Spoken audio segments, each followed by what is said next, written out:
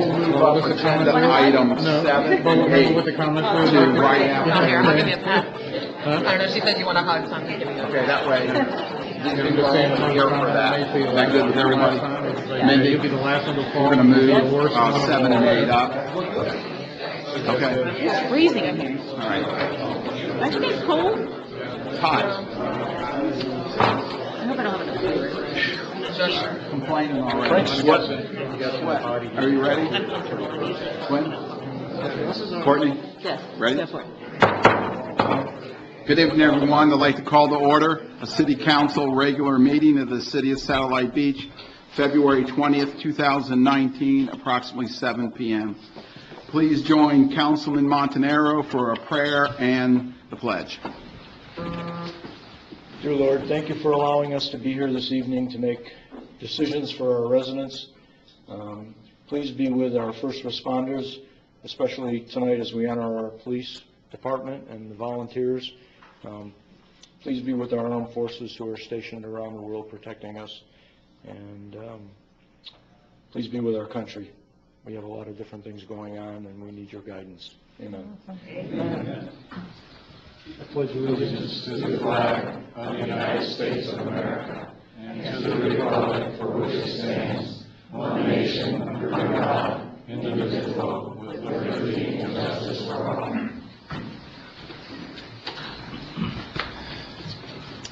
Good evening, everyone. Before we get going, I'd like to introduce everyone to our new city clerk, Gwen Pierce, right here. Welcome home, right? Thank you. Yes. I'll stand because I'm short. So she is, like many of us, a Satellite High graduate. So welcome home. Thank you. And that's right. And welcome to our city. Thank you. At this time, I'm going to change the agenda slightly. We'll move, with council's permission, agenda 7 and 8 up to right now. Is that good? Okay. Recognition of Police Department Volunteer for 2018 awards. Chief? Thank you very much, Mayor, City Council, Courtney. I really enjoy, as you all know, and I'm going to apologize now because I'm going to turn and talk to the audience, if you don't mind. It's Please. possible to really not turn me back to somebody, but before I did that, I just wanted to say thank you for allowing me to come here and do this, because it's truly one of my favorite nights when I get to stand up in a public forum and talk. We know. About the people we have there. Yes, that part's good too, but, you know, an audience in me, it just seems like it works well. Thank you very much. We have several awards that we're going to give out. Let's start with our volunteers, our volunteer program.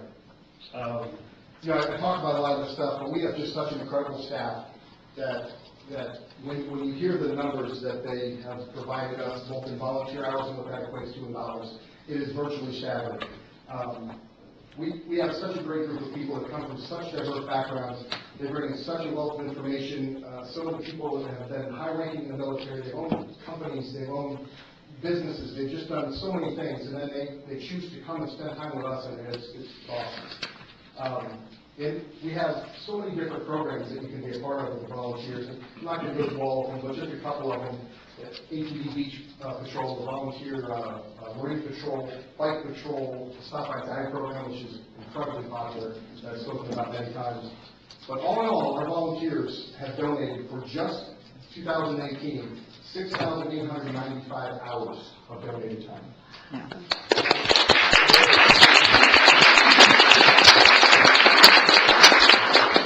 Calculate that, including background experience, organizational costs, benefits, et cetera, works out to be $24.64 an hour.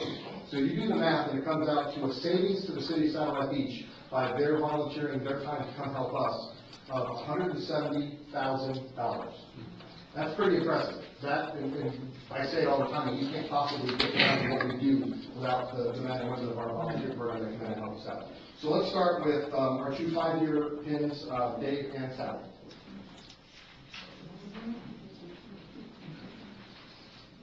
Dave Ryan? Dave, that's you, buddy.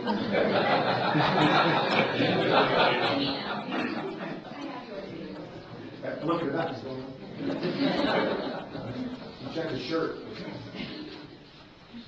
So, 5 years of dedicated service, and again, when you're talking about hundreds of hours a year, that stuff starts to add up. And, you know, Dave is known for a lot of things, and he helps us out. I gotta tell you, one of the coolest parts that he does that's not part of the volunteer program or a requirement is every Thursday, you can set your watch by it, he comes in with little chocolate chip cookies that he gets. So immediately, I think that he should be elevated to the highest supreme status because, you know, being food. And Sally, honestly, she's one of those people that limit the car and say, hey, I need you to choose virtually anything. And it's whether she's done it before, whether she's comfortable with it or not, her first answer is yes. Then the second answer is, okay, well, how am I going to do that? Or what do you want me to do, or how do you want me to do it? But her first response is always yes. And I thank you very much, both of you, for all of your time and your service and for your volunteering.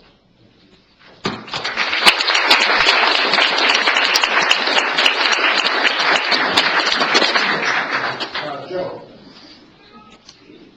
this is a unique pleasure because Joe is getting ready to receive his 20-year. Wow. I think you're right, 20 years. Yeah. That's a long time. Interesting.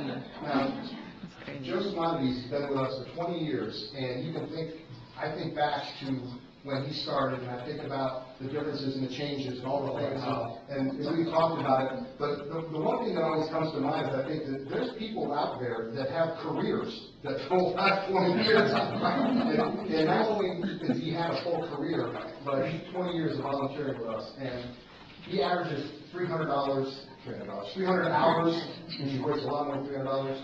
I mean, he does the bike patrol, citizens on patrol, the house checks, you know, and all those little things make up what Satellite Beach is. And when you call the police department and say, I'm going on vacation, I'm gone for a week, you have somebody look at my house, and a police car pulls up, and people get out and walk around and look at it, not just drive by and, you know, check it off.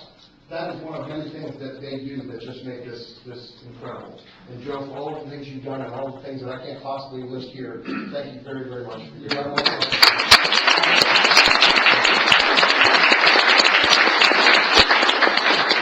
So we owe all of our thanks for Joe to Janet Pearson. I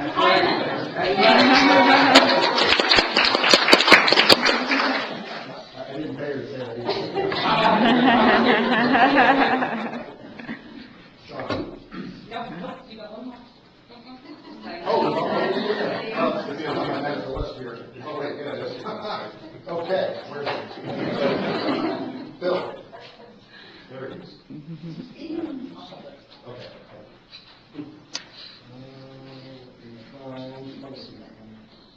Nope.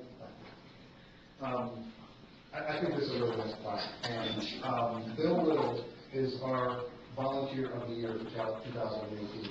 And when you listen to all of the things that I was talking about, and all the hours, and all the different things people do, you know how difficult it is to pick one person out of that group to be the volunteer of the year. That is no easy feat. And I know that Linda and Barb, they lock themselves in a room and they just go, they're pulling and they're looking. And I just wait for white smoke. And then when I know we're sitting today, and then they come and tell me. And I just want to read this. It says, congratulations on your selection to the Satellite Beach Police Department Volunteer of the Year. This award to you because of your overall dedication, dependability, willingness to participate in various programs such as special events, Citizens on Patrol, House Checks, the Bike Patrol program. You exceed our expectations, and we thank you for contributing 259 hours last year. So I want to thank you very much for everything you do and everything you do for us, and congratulations on a very well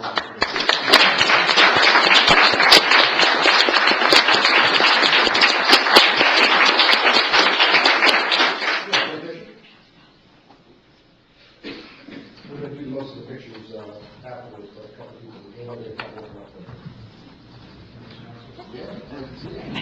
Are you trying to not be in it? Dominic. I'm behind on. I'm not sure if they're bombing it. I would say I'd like to introduce Sean Warburton to you all, but I'm sure everybody here knows him and knows his name because it seems like every 3 or 4 council meetings, I'm up here congratulating him for something or giving him for something.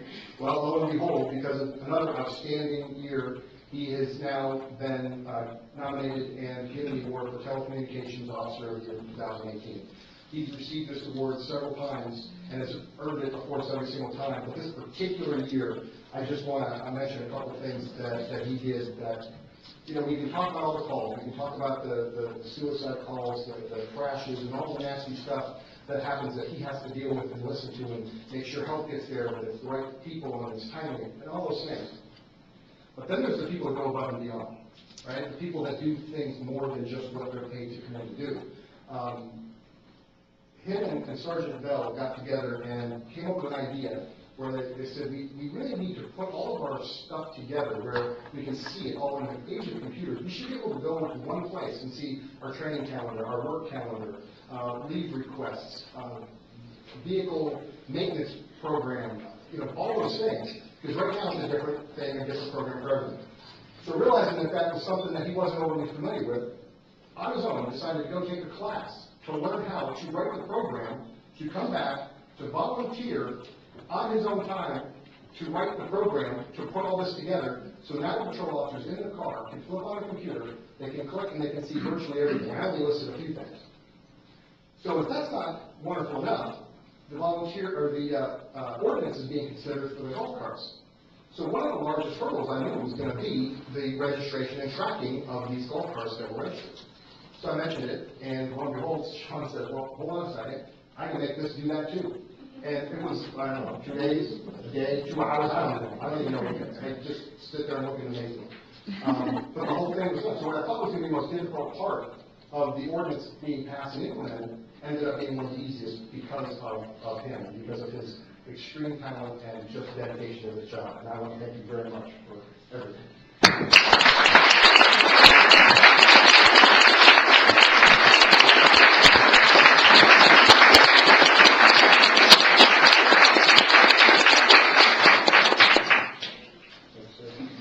Hey, Sean.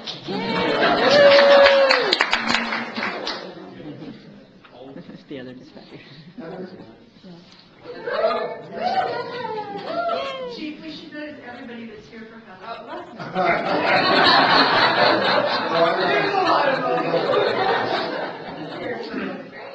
So, Oh. Heather has been nominated, unanimously given, and nominated by several people, the Civilian of the Year for the Sidewalk Beach Police Department. Again, that is a very distinct honor already, and finding someone that fulfills all the requirements to be the person you want to put up in front of everyone and say they are our Civilian of the Year is not an easy job until you meet Heather. Then it becomes an easy job. And the interesting part is Heather started as a volunteer with us. And that's when we started to see, Linda started to see that she's just really, really sharp. And then I started thinking about conversations that I have, because her dad is here, her mom, Kurt, and Jeannie Black are here, and they know from Fear and Heat at the end of the street.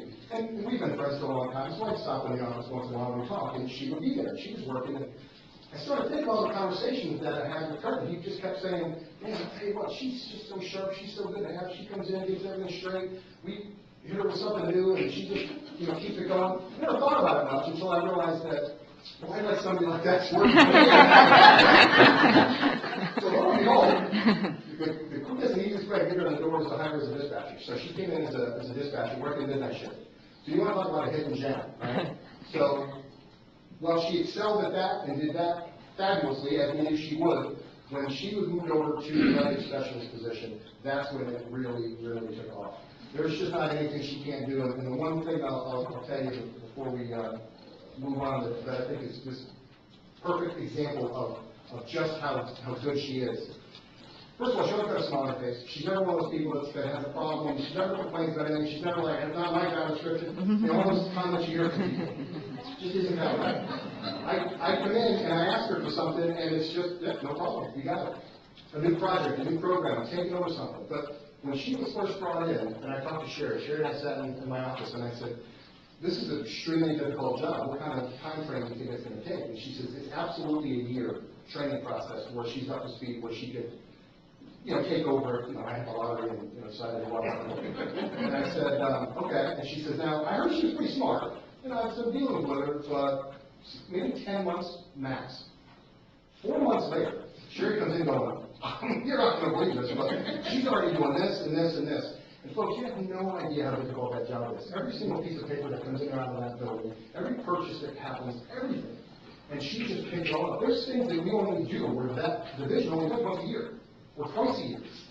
Show her one time and she can just do it. It's just incredible, and you don't find people like that. And that, and for about a million other reasons, I just want to say congratulations to the RFC.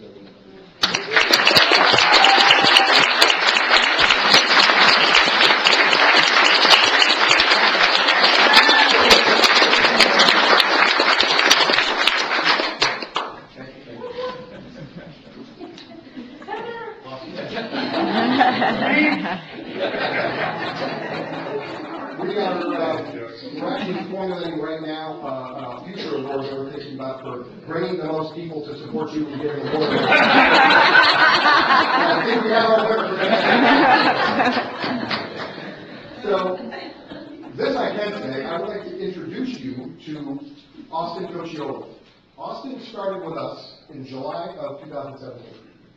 And just talk about hitting the ground running. Just a good kid, and I feel like I make myself old when I say it, but he's just a solid person. But what he got quicker than virtually anybody that we have brought on board as a police officer is how to police in Satellite Beach. And you've all heard me say this many, many times, but it's very repeating. Virtually anybody can be a police officer, but it takes a real special person to be a police officer in Satellite Beach. Because the expectations are high, not only from me, but from the community. What we do and what we expect are way above other places. We don't just come in, drive around, stop a few cars, write a ticket or two, and go home. That's not what we do. And he embraced that, and he just is. I get constant comments about just how professional he is and how good he is, but how kind and considerate he is, because that's important too. A lot of times law enforcement loses the fact that there's compassion that needs to be in his job, or you're not doing it right. And he has that compassion. And the one example that I'll give you before I tell you about the award is someone stopped him, and we ran into that person later. And that person said that she stopped by Officer Cocciola, and she said, if everybody was that nice, I wouldn't mind getting stopped more often. How nice do you have to be?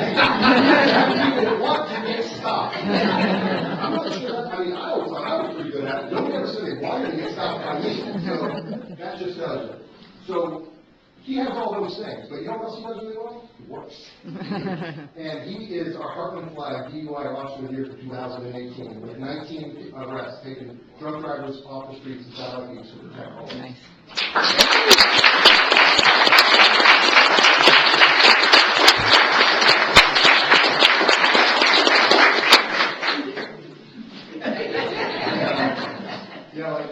Folks, it's not easy dealing with a bad person, because most of the time what you're dealing with is a very, very good person who just made a really, really bad decision. Most of the time.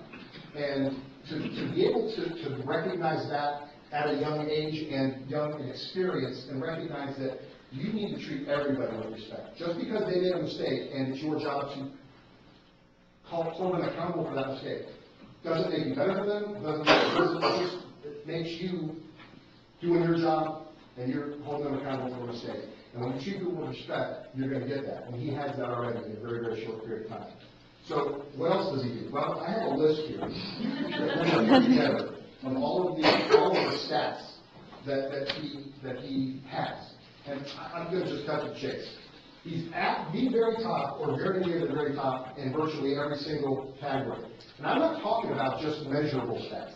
I'm not talking about just stopping cars or a ticket or an arrest or a traffic arrest. I'm talking about patrols in the back streets. I'm talking about checking out the businesses, making citizen encounters, just talking to people, stopping when there's kids playing, just saying hi, going by all the parks, and just making sure the kids are okay, just waiting so they see a police car.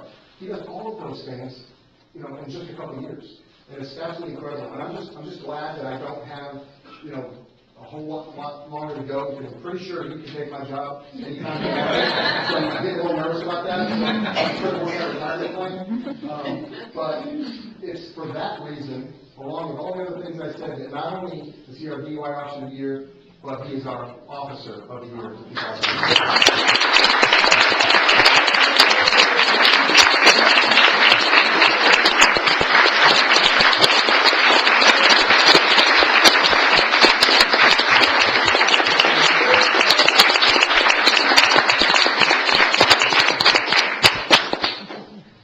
Boy, I enjoyed that. Folks, thank you very, very much. I really appreciate it. Thank you all for coming out, and I just hope you got a little bit of taste of the wonderful job that we all have and how proud I am to come to work every day.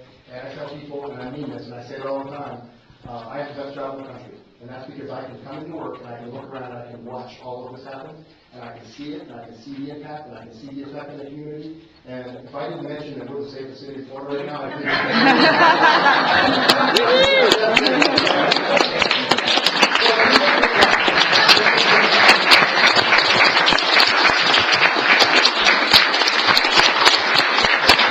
Chief, thank you. Before we move on behalf of the citizens and our city council, thank you very much to the volunteers in our police department for making us a better community and a safer community. And it shows. We always been built, our city has been built on volunteers, and thank you for all your participation in our city. Thank you very, very much. And to the award winners, thank you very much for your hard work. And Chief, thanks. Yes, sir. Thank you very much. My pleasure. Thank you. And I don't even work for Chick-fil-A. I work for Chicken. All right, thank you, everyone. All right, at this time, I'm going to move on to agenda item 3. I'll let the room clear from whom it's going to clear, and then we'll proceed.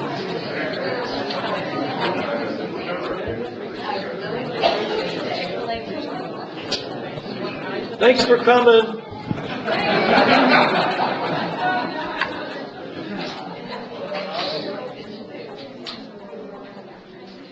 Kurt, Jenny, you guys did a great job. Thanks. Jenny did well. Hey, it takes two.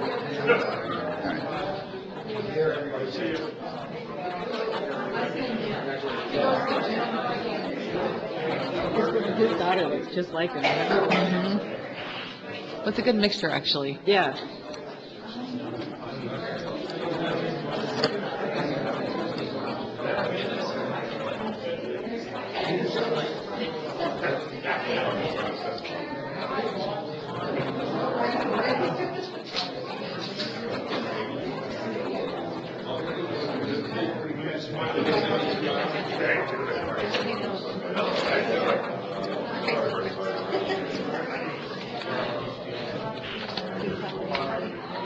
Makes me so mad. Okay. Ready? Hey, Kurt, close the door. All right, everyone, we'll move on to agenda item 3, and this is citizens' comments. This is for non-agenda items. I'll take the citizens of Satellite Beach. You have to live in the city limits to start, and then non-citizens.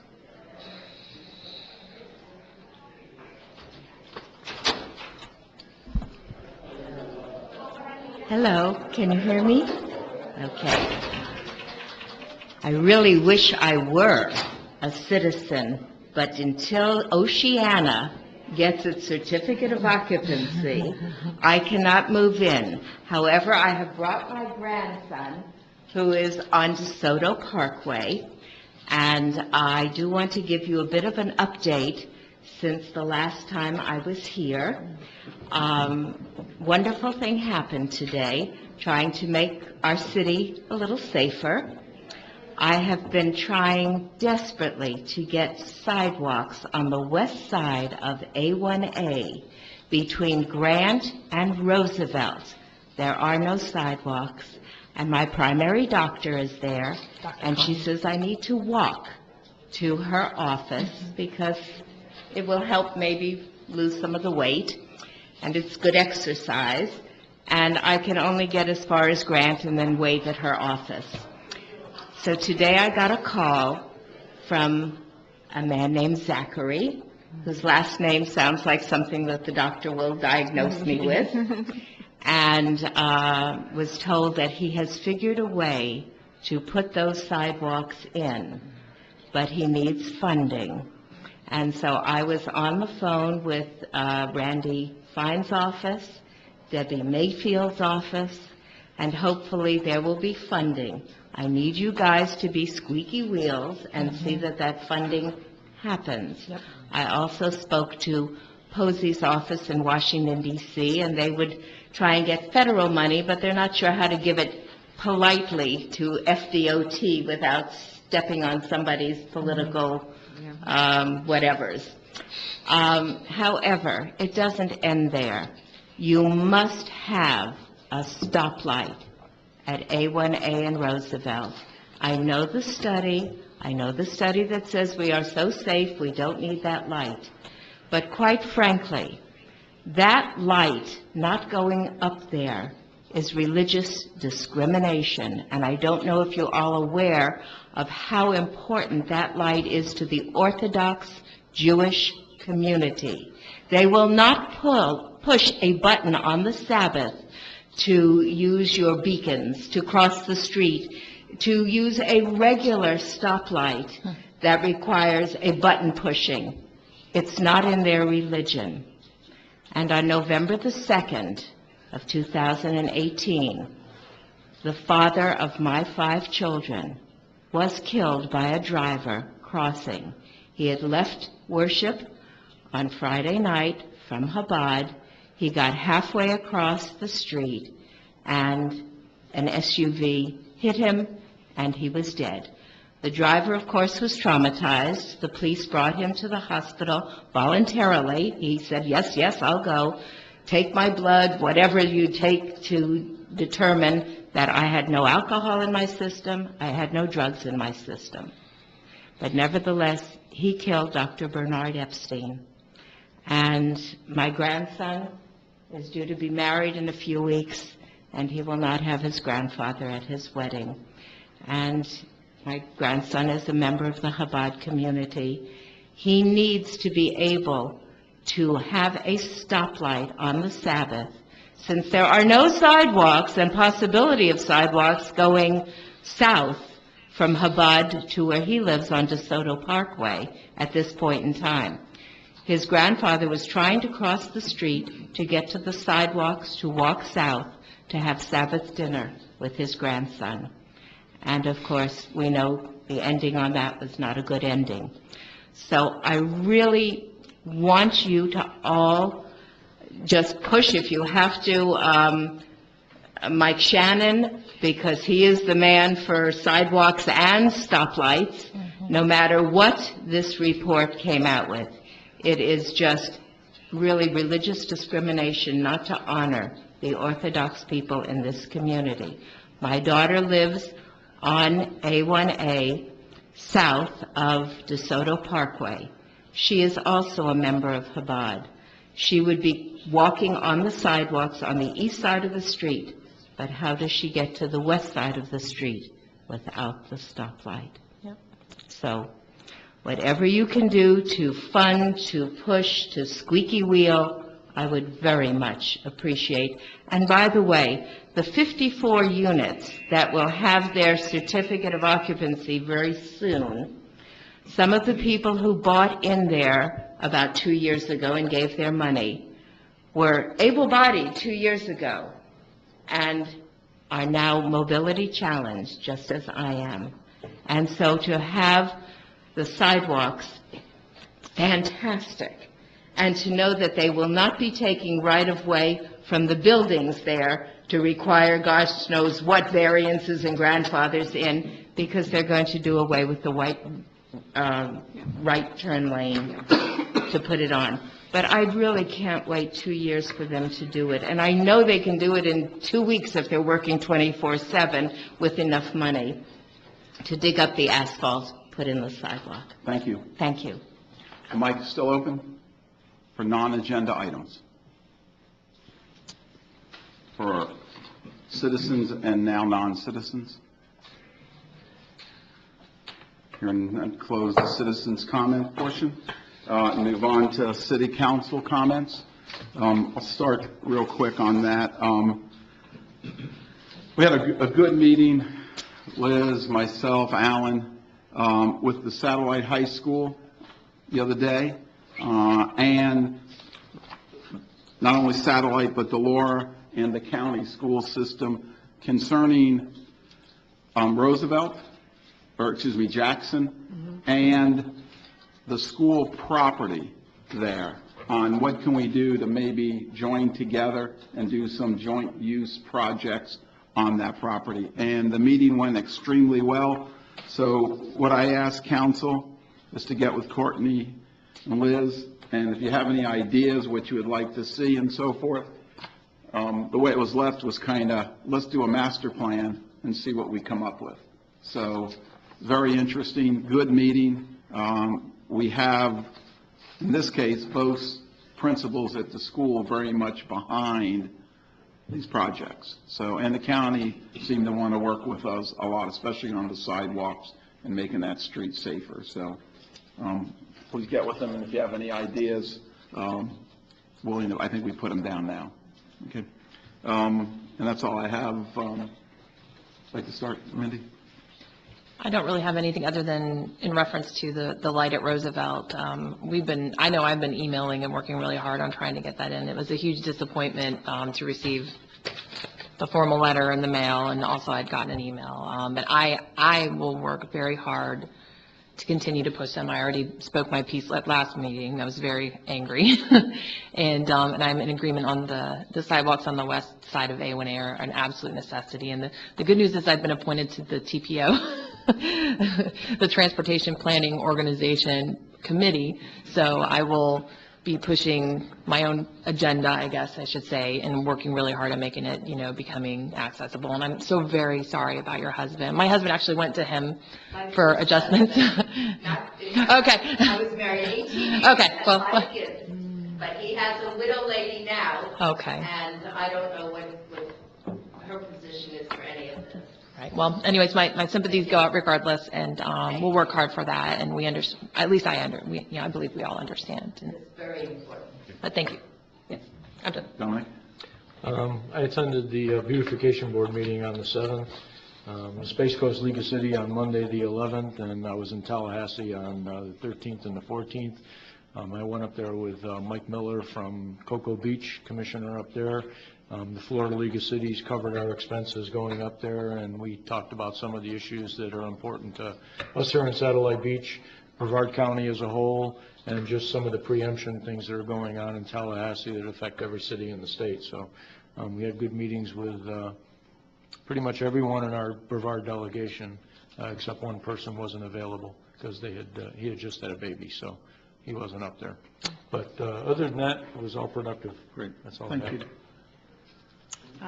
On Saturday, I had the opportunity to go visit Sampson's Island with the open house that was put on by the rec center. I've lived here my whole life, and I had never been to Sampson's Island, so I'm glad that I got to go. Rode on the pontoon boat over to Sampson's Island, and it was a really nice day. They had lunch provided. There was the zoo and geocaching and bird watching and a variety of things set up that day, so that was a really neat thing. So if you ever get the chance to go to Sampson's Island and you haven't been there before, it's pretty neat, some neat walking trails.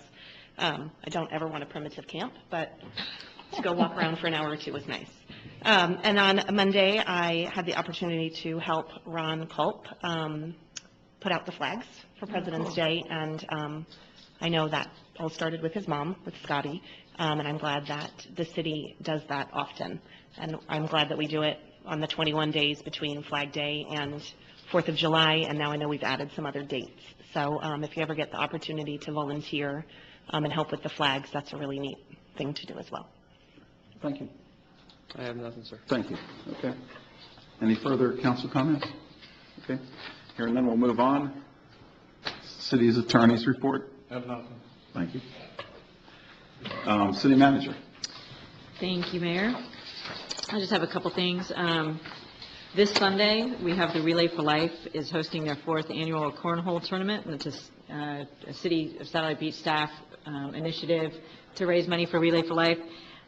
This will be held from 1 to 5 p.m. in the breezeway here. It is a very popular event. It's getting more popular, and then the basket raffles will be given away at that same day. On Saturday, March 2nd, from 8 to noon, will be the citywide garage sale at the David R. Schechter Center. And you can rent a parking space to sell your own items, or you can sell from your house and be listed on the garage sale list.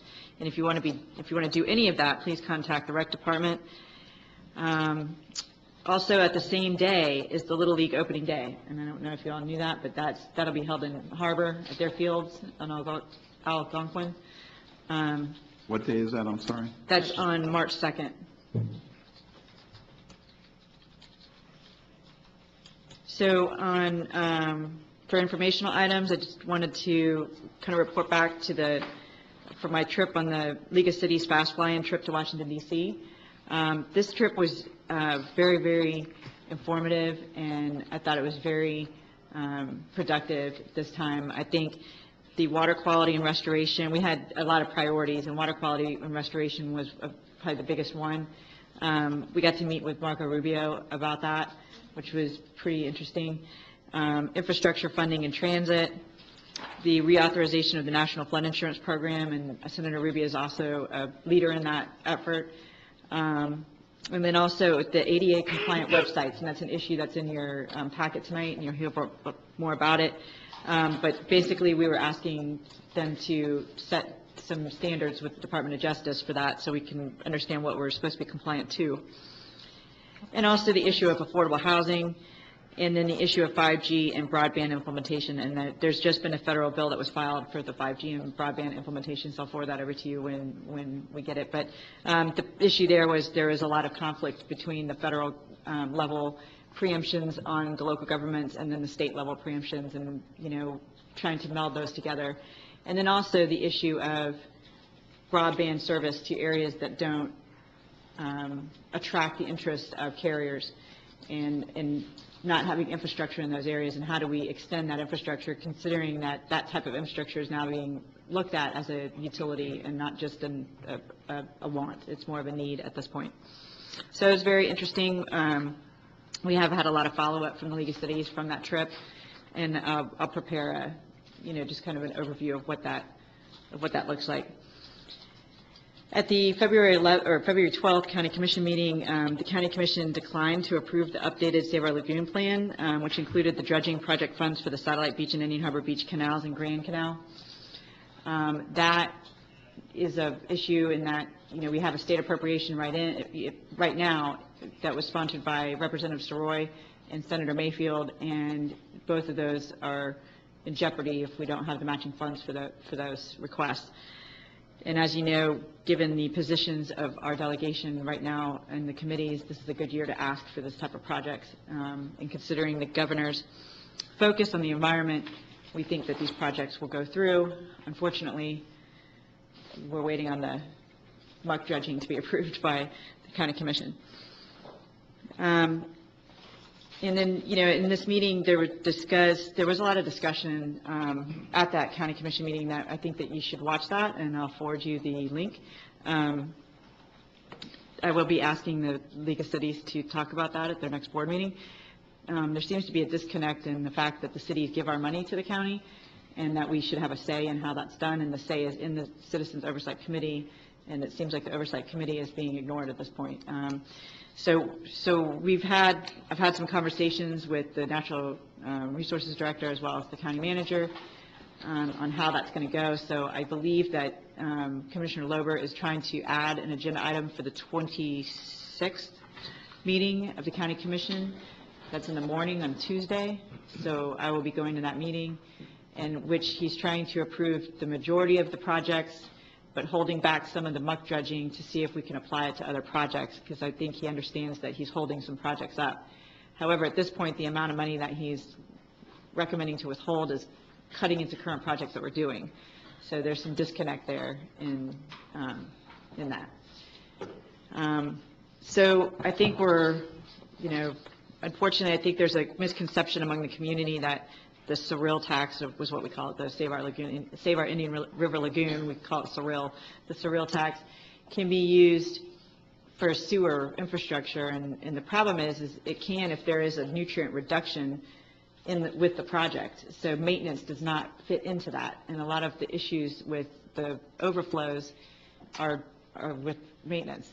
So I understand the community wants that fixed, but that's not a Sorrel tax issue. That's a utility issue, and that disconnect is what the problem is at this point. So hopefully we'll get that resolved as time moves forward. But I think what I'd like to talk to you all about is watching that video and then contacting some of the commissioners to let them know how you feel about that. I wanted you to, in March, I think it's early or late March, the RFBs are being installed by FDOT, mid-March. So you'll see that project happen in about 3 or 4 weeks. So that's exciting, and I think that's all I have. Okay, thank you. Questions, since there's no action items, any questions from council to city manager on any of her report? Okay, hearing none. Courtney, thank you. Moving on to agenda item 9, discuss, take action on waiving the bid process for Pelican Beach Park Main Pavilion roof.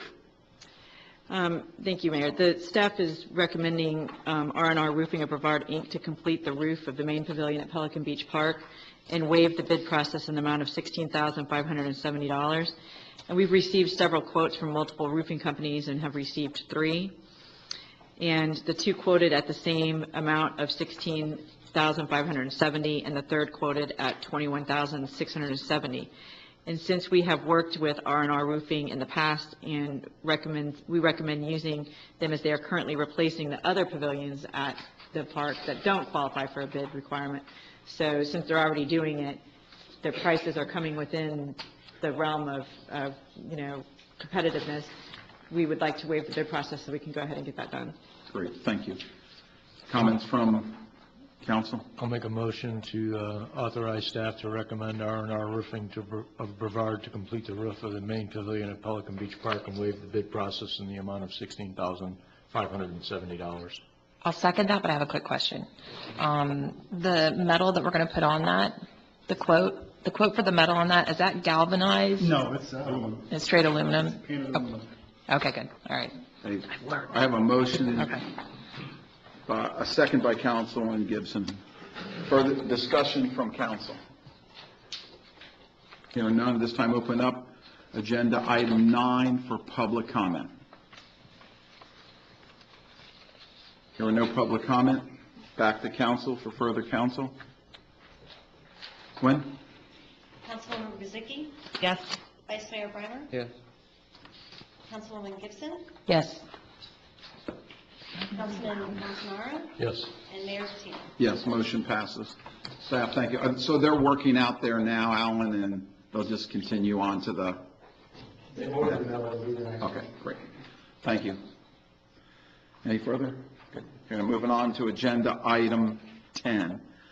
Discuss, take action on hiring W&J Construction for the design architect work for the Public Works and Fire Department building. All right. Liz?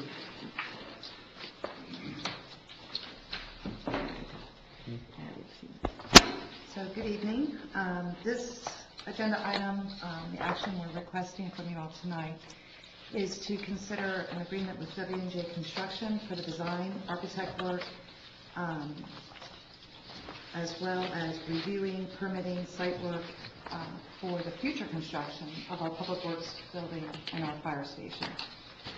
And so a little history is the council did approve purchasing the property on Jackson. It's a little over 2 acres for the construction of those 2 buildings. The existing facilities have real flood concerns during, bad rain events. They're the first for response during those bad storm events. And so having them in a safe, dry environment gets the service levels that you all would like to see to your citizens during those bad times. So this contract would get us started with the scope of services that we will provide to them, of what the needs are for the 2 buildings. The mayor had talked about the meeting we had with the school board, and there may be some partnering with stormwater on the school site. So that would enable the design to be fully designed with building, parking, and not having to, we can do the drainage off-site. So there's a lot of moving parts. It's going to be a little complicated. It's not an easy site, considering what we're trying to put on there. W&J has done this before. I've got some letters in the back of the package from different municipalities who have done same square footage fire station that we may be looking at, as well as public works buildings and, of course, all kinds of medical and other facilities. So they have the experience with different municipalities in doing these types of buildings. So our requested action tonight is to approve the agreement, and the second vote we will need is for the financing. So we're going to need you to do two votes if you're good with the first recommended action is to request proposals for companies to finance the phased projects, so that we can put the financing in place. Okay, thank you. Questions from council? I don't really have any questions. I think we all talked with Courtney about this, and I understand the dynamics of what's going on. It's kind of a multi-pronged approach to us having somebody manage this project and follow through from start to finish with time constraints and pricing and coming in budget. And it's a big project, and we've used our engineers in the past, but our engineers, this is just a little bit above and beyond what they're normally doing for us. So I see this as something that we really need to consider doing, because this is something that's going to be the start of some of our new constructions as we move forward. Mark? And I apologize for Courtney for getting here late. I was supposed to meet with her at 6:30, but you guys know I just got here. But so I did get to talk to her just real briefly. One of the things I mentioned her is, and I think Frank, you and Dominic both know this, on projects of this size, what we've kind of done in the past in some instances was we would put together a committee and have really take a look at everything and see what the whole project scope should be and how it should develop and that sort of thing, especially when it's this big, so we got community input and that sort of thing. I just think that might be, it's a great outline for everything, but it might be a good way to start this, just to see how we can move this forward, because this is a lot of money, and citizens are going to have a lot of interest in how this turns out and how it developed and that sort of thing. And that's worked well with us from the Schechter Center through everything else we've done. So there's some history behind us doing that. So that's what I, having read this, and just for the 30 seconds that I could grab Courtney there due to my error on getting here late, that's what I kind of proposed when discussing with her. Thank you. And then, Joe, do you have anything on this? I was going to ask more about the committee. Maybe you'll explain it in what you're... Well, I looked over it. I met with Courtney only a short time. I'm not against the company to do it here, but I've got a lot more questions. And my problem, but basically it's up to $1 million. And I think we need to have a little more input there for it. And I want to know more about the financing. I have W&J here. Yeah, but not that. I want more in financing what it's going to cost us on this, or, Well, that's what the agreement will give us, the understanding of what that looks like, because we're going to provide to them the needs for those facilities. But not for $700,000 right now, to me, until I get more information on it. Not that I'm against it, but I want to make sure that we go through the process like Mark says. And I got questions on when we take buildings out of service, such as the fire department and so forth, how are we going to transition? What are we going to do with that land? Do we sell it and apply it towards this financing? And that's going to be considered. Yeah. Well, I understand, because we talked about it, but where's the money coming from? How much? Okay? And then there's another thing I'm always interested in, is if we build it, how much is it going to cost us to own those buildings? From the standpoint, every day that building's open, the air conditioning is a day closer to breaking, maintenance on it. So where is the cost of that building? Is it the depreciation, what per year on it, so that we don't end up in the situation that unfortunately we are in our city now, is we get things that are breaking. Can I interrupt you real quick? Yeah. So this is for design, which would be engineering and architectural design services. So we will get I always want to say WSJ. WNJ will come in and work with us to come up with the design for both the Public Works and fire station buildings and the site. So we have a full, well-rounded, integrated plan and design. That would be one aspect of that contract. When you're looking at design for buildings of that size and complexity, and how, especially if you create a committee that's going to be guiding it, that's adding cost to that, because they have to come, they got to wait for an approval, and, and so on. So these are all costs that add into that. You're looking at a $300,000 to $400,000 design fee just to design it. Then you have the site construction. And to give you an example, is John Stone here? No. Well, Double's construction of just their site work is $560,000. So you look at a site that's comparable in size, a little larger, that's much tighter, we're going to have to probably vault our stormwater or put it off-site. There's a lot more cost involved with that. So $1 million to hold them, and $1 million for both the site work and the design is an advantage to us, and it's a challenge to them.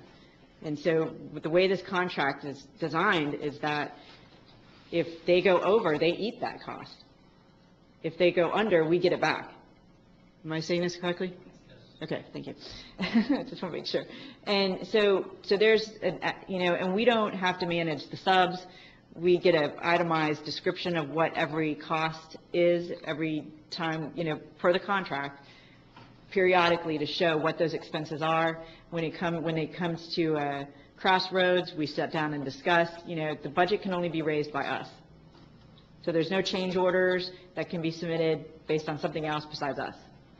So that process, to me, is a good process to have to manage the cost in the public sector.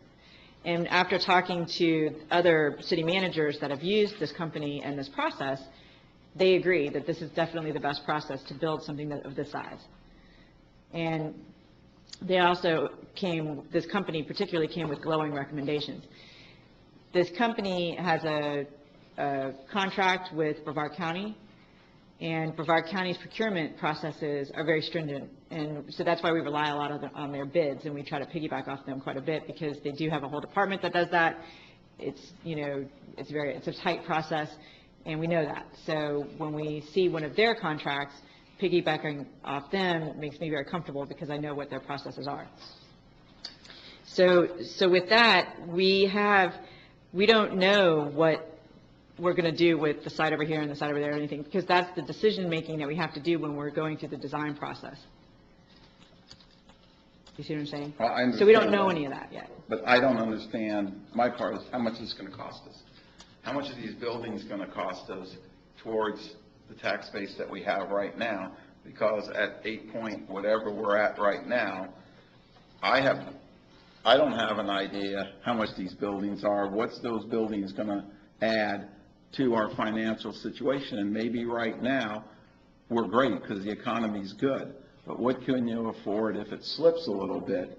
Because we're near maxing out we're at 8 point whatever. So I just want to be a little more physically responsible to the dollars, to say, we're looking at $6 million to finance this is what it's going to cost us over it.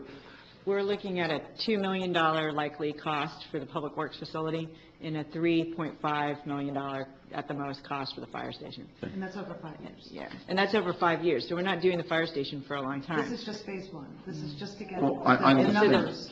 The financing that we're recommending to approve, or not approve, but give us the direction to be able to go out to put the bid, and we'll bring that back to you to approve, is just the $1 million for the site design, the architectural work, and the site construction.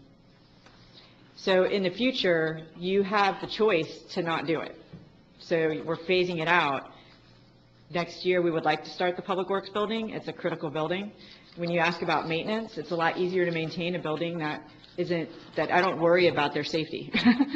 And I showed you the pictures of that facility right now. They can't eat at that facility because things come out to eat their food. just let you know. Well, So, yeah, my I'm just question, saying- Courtney, is not that, I know we need the building there, but I also not sure financially where we stand, that the fire department is tight, but is it functional for X amount of time for the money that's going to be spent, given this? Allen might be near the end of the function of those buildings for Public Works. I mean, we know the one building, which was the old rec center, was supposed to fall down quite some time ago. Okay, I see that. The fire department, they might be tight in their operation work-wise, but it's not flooding yet. It's still very functional. I mean, they're an incredible department.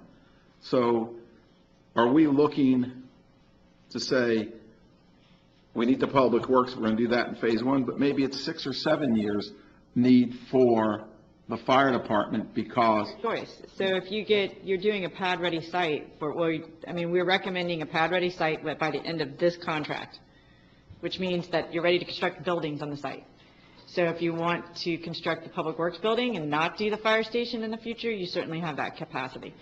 But the issue that I want to bring out tonight, and I hope nobody takes offense, we're given direction to go forward with this. So you asked us to purchase a property for the fire station and the Public Works building. We purchased the property, we did it, we brought it, now we're so we're moving in your direction. We are phasing it out because we can't afford it all in one time frame. And so that's why we're doing it that way, is largely because of affordability and time constraints. So the fire station, we don't want to put that much debt in our debt portfolio until some of the debt service that we have drops off.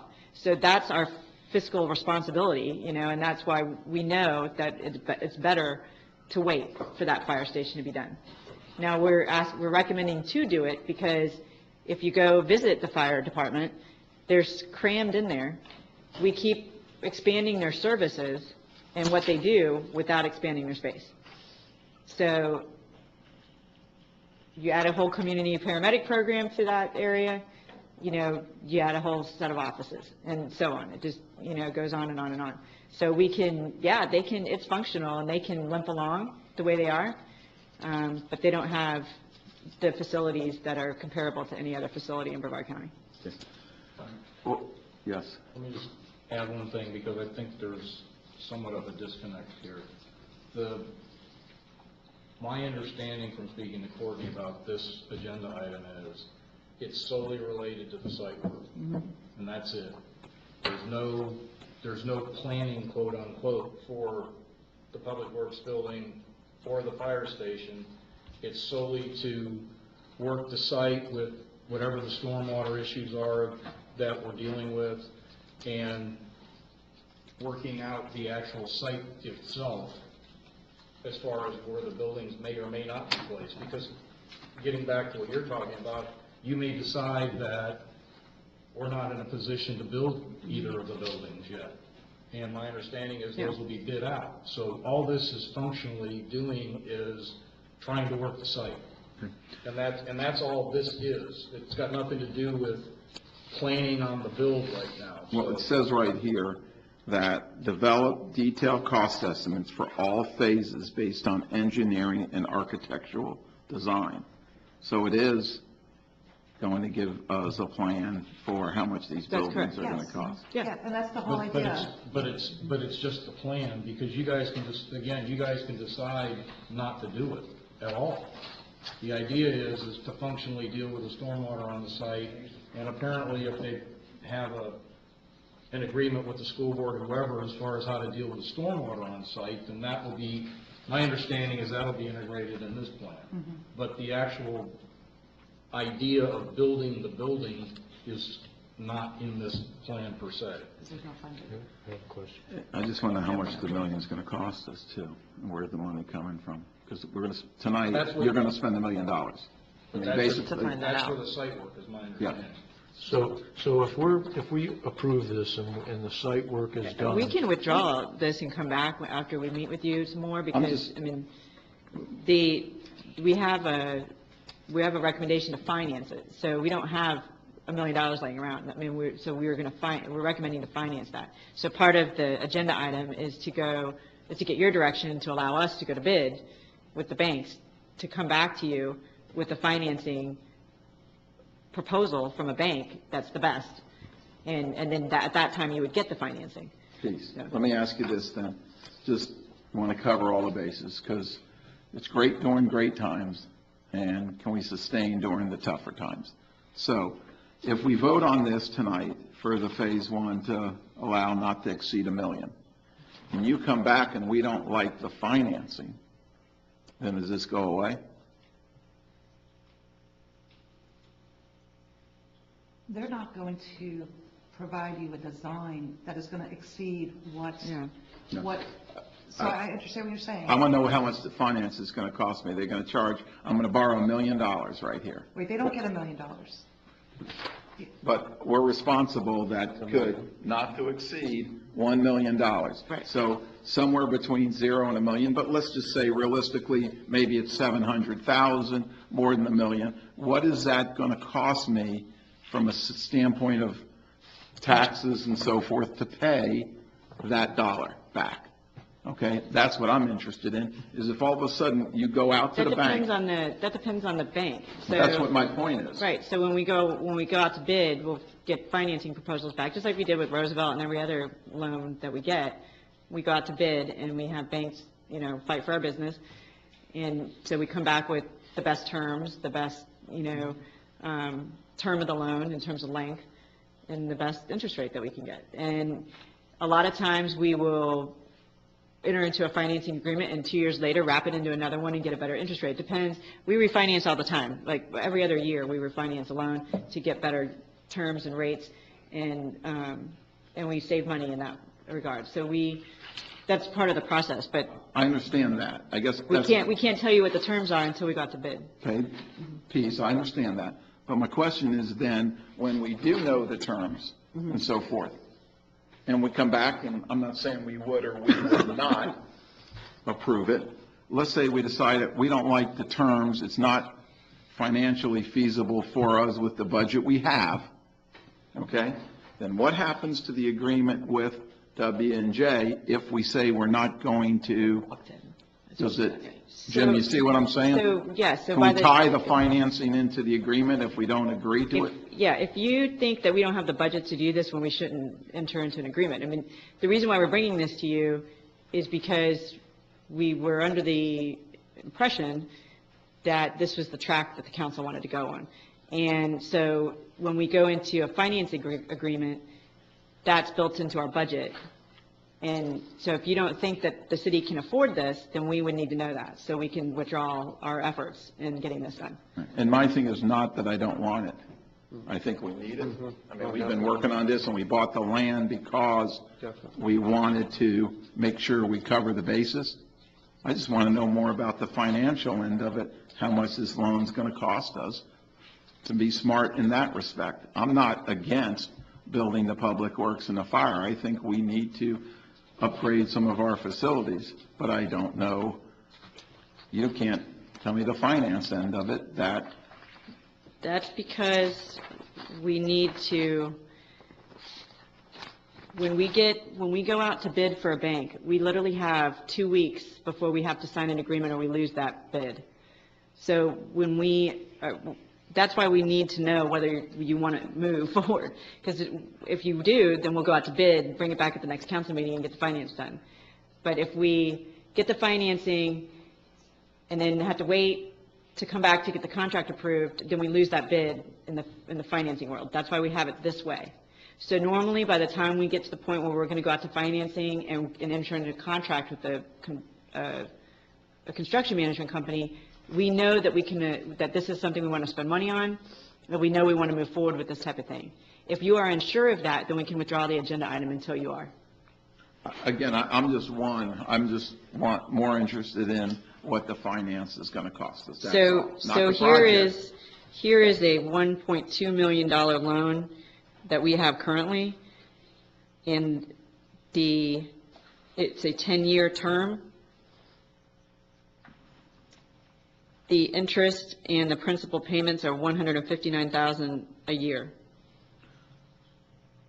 Okay, so that would basically be just for That's a 10-year term, the million, let's just say, round the figures for $1 million. so $130,000 a year. Right, so, and you're going to get that money from where? That's something like, this budget year, we had $60,000 budgeted for architectural and design work. Okay, If we have for some reason, the debt service payment hit this year, then we would use that to pay that. okay, Normally, debt service payments don't happen until the next year. We budget for that. We just budget for it. and you're going So to you set your millage rate and everything else based on that. So basically, he's asking, are we going to have to raise taxes? You don't have Are to you- raise taxes now. I mean, if you keep the millage rate the same, then you don't have any problem. It's how much you lower the millage rate next year is going to be your discussion. But if you do, you take this into account. This would need to be budgeted. Okay, Can I ask? This contract with W&J would just be for phase one, like we do one contract at a time? So we're not entering into like a 5-year contract correct. where we would have to have all of this done? Right. So if we needed to spread out the time, each contract is for each phase? Yeah.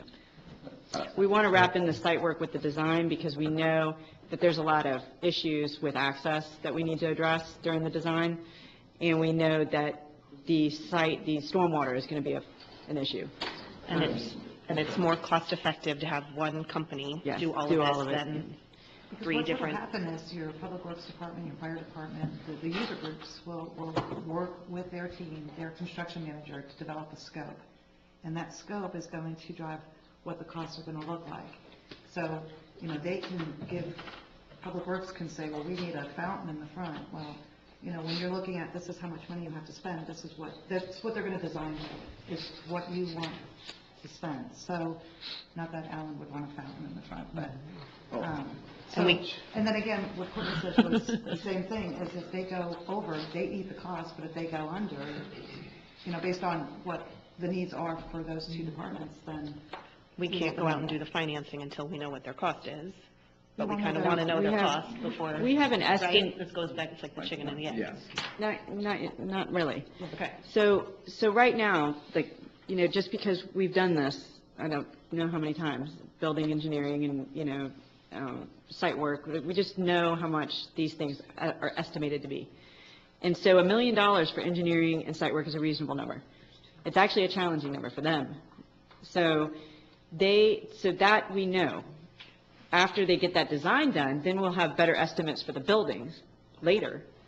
But this one, we have a pretty solid grasp on what it might cost. So when they get done, if we approve this, we have the design work for the buildings, and we have the site work for the property completed with stormwater That's correct. done? But whether we use, And if we don't do anything, it's if we don't done do anything, to be it built costs on us at some point it in costs time. us $1 million, or whatever that figure is, up to $1 million, it costs us for that. So- But it's still ready to build on whenever we choose to be ready to build. And if the site work is done, the design work is done, and we choose to build a public works building there in a year, and we don't choose to do anything with the fire department for 5 years or 6 years, we're doing one building at a time. Still gotta pay for it. I'm not doubting anything you're saying, but, we kind of said we were gonna move in this direction, and we're at that point where we have to either, make a decision or say, we don't wanna move in this direction. No. I know, I want to think- move in the direction, I think Dominic, this- I just want to know how much it's going to cost. Well, we know it's me gonna move. cost us $1 million to get the design work and the site work done. That's up to $1 million. It could be $750, but it could only be up to $1 million to get that done. It might come in at $550,000. We don't know. I mean, we just know, we have a pretty good, solid estimate on what they might cost because of other, public facilities that have been built, some that are being built right now by W&J. So they know, they gave us some pretty good idea of the cost per square foot. And, when you're designing them, we try to keep the cost low, I mean, that's the And if we've talked to the school board and there's some possibilities of doing something with them with stormwater, it definitely works to our advantage because, now we got 2 acres that we can build on instead of, 1 acre to build on and have, retention areas around it also. So I mean, That's not my point, though. My point is strictly a financial thing here, that,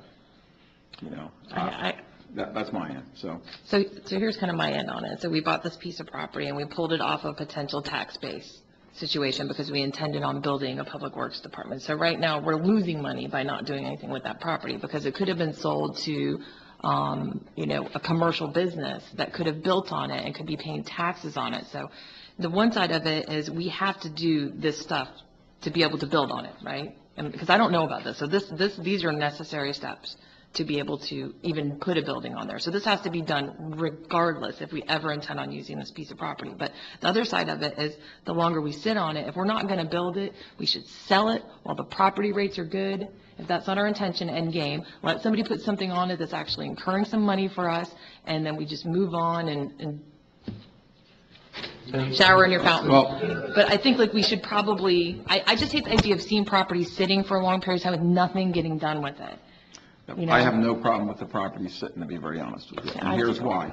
Because I want to this is strictly a financial thing. I know we need a public works building. There is no ifs, ands, and buts on that. I know that has to be done. I just want to be more financially knowing where we're going tax-wise for reasons. We promoted the increase in our millage rate because we thought we were going to lose $680-some thousand. Well, guess what? And for reserves and for yes. facilities maintenance. I just have to add that. We were very clear the whole time we were talking to people.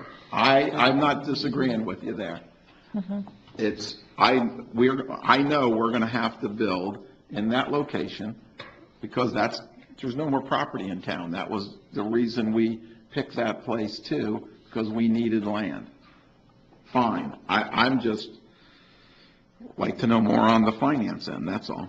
So, my idea is, can we approve it with, the contingent on the financing? Yeah, you can do whatever you want. Just that, but. Can I ask another question? I know we talk about what are we going to do with the old buildings. So, the fire department for me is located on a piece of property that is adjacent to water. I don't ever want to see us sell that piece of property. But, I look at where the Public Works building is. It's adjacent to a residential neighborhood. There's no reason that we can't sell the property that the Public Works buildings are on, and there could be 2 houses there. I mean, it's adjacent to the police department, but they don't need that land. If we're going to be looking at, and I agree with Mindy, if we're going to have land, we should either be getting tax.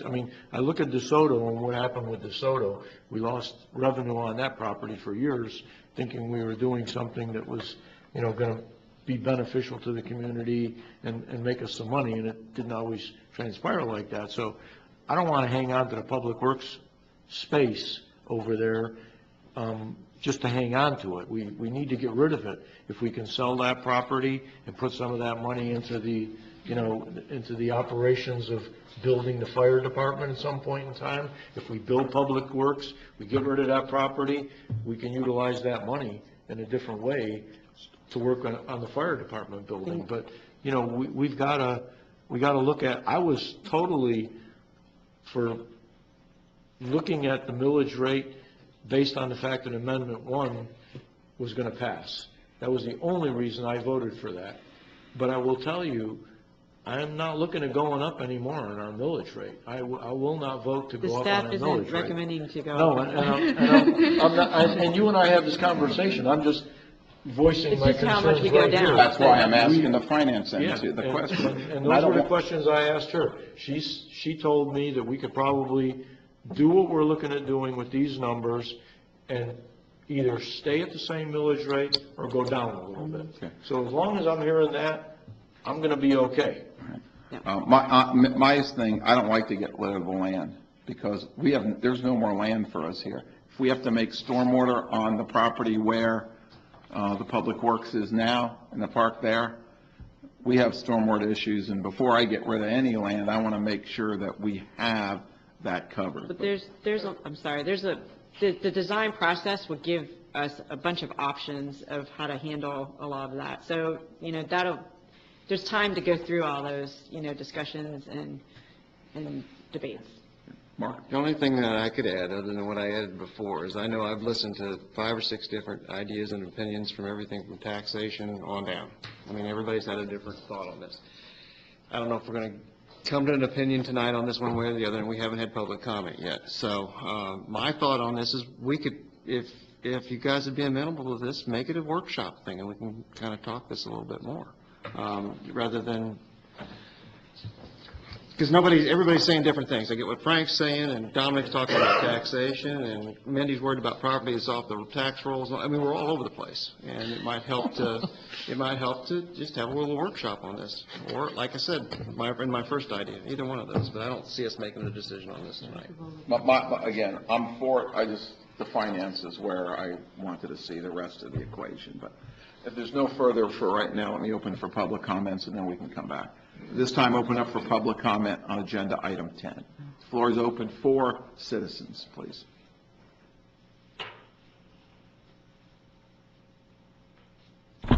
John Fergus, 135 Maple. I got some questions from what I'm hearing here.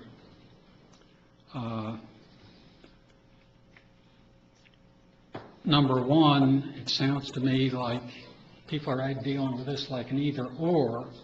Is there any reason council can't approve going out for a financing bid? Once that comes in, then you know where you're going. You look at it and say, we can't afford that, it's done. You say, hey, that looks okay, then you move ahead. I get a feeling the assumption is that there's going to be some obligation of the company, and I may be wrong there, but I don't think that's absolutely necessary. The other thing I heard, and I'm getting conflicting signals, this only involves through the site work. Does that mean that it says, here's a piece of ground, design a building for it? Or does it mean that you've got the plans for the building and you can go out for bid and let whoever wants to bid on it? It isn't clear to me how that's playing out in this. And I think that's part of the problem. Folks don't have a clear picture exactly who is doing what to whom, when, and what the product is. And I think once that's well explained, I expect it's explained in the packet. I looked at the packet and my eyes glazed over. It's in the agreement. So I think you need a executive summary of what's in that agreement, and then some kind of an executive summary of how you get from point A, which is where we are today, to we want to, if you agree, here's what happens, bang, bang, bang, and here's where you get to make decisions. It just, and maybe a workshop or maybe a well-developed briefing. I don't know, but it isn't clear. Thank you. The mic's still open?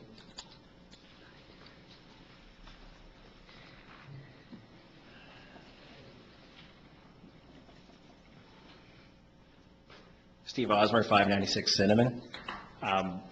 I think, and I hear the financing, and the concern comes out, and basically the bottom line is going to be, promise me that you're not going to raise taxes to pay for this. Because we all hear it again and again and again, live within your means. I don't know how many times we hear that from every council meeting, from the county, and everybody else. That's always the buzzwords that go out. Are you living within your means? And I don't want to hear 2 years from now that we got to raise our millage rate to pay for the site plan or to pay for this. I think we all agree there's no doubt that these facilities need to be replaced. I don't doubt that at all. I don't think anybody doubts that at all. If the market and things tend to tank and we start going down, we don't want to draw out of reserves to fund this. We want to make sure we're living within the money that we have right now to do that. And I think, we got to take it back to citizens and taxpayers, again, because of the Amendment 1 issue and things we talked about. We want to be able to say that we can do this within the budget we currently have, and we don't need to raise the millage rates to do this, because I think that would be a surefire way to get the citizens to come back out with their pitchforks and flames to start talking about this. Thank you. David, did you want to?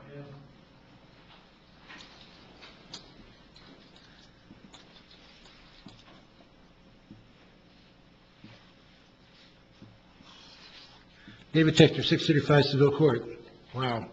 I'm with John. I read through it, and I started reading that. No, I'll let you guys decide that stuff. I'm not as concerned about the money. I am concerned about money, but I'm more concerned about the process you go to make the decision to do what you're going to do. Historically, we've had a citizen group with staff or people who've taken a look at the bigger picture. Maybe I don't understand the process, but it's difficult for me to understand how you're going to design something you don't know what the requirements are for it. Unless there's, I don't understand that part. Somebody needs to explain that to me. My experience is that you have requirements and then you design. You don't start with the design and then figure out what your requirements are. So I don't understand that process. Maybe it's already started. I don't know. But somebody needs to be involved. And it's legitimate to talk about what's going to happen to the old fire department place. When we went in to do this building in the police department, we had several design and recommendations from citizens in what direction to go. They didn't do the minute design work, but they were going to put the police station in the middle of Olson Field. Well, that's not going to work. I'm just saying there was a discussion that was held with people in the community and with staff to come up with the design, the requirements. Let me put the requirements from my standpoint.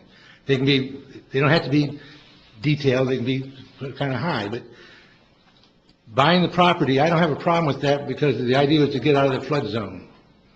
And the property we bought helps meet that requirement.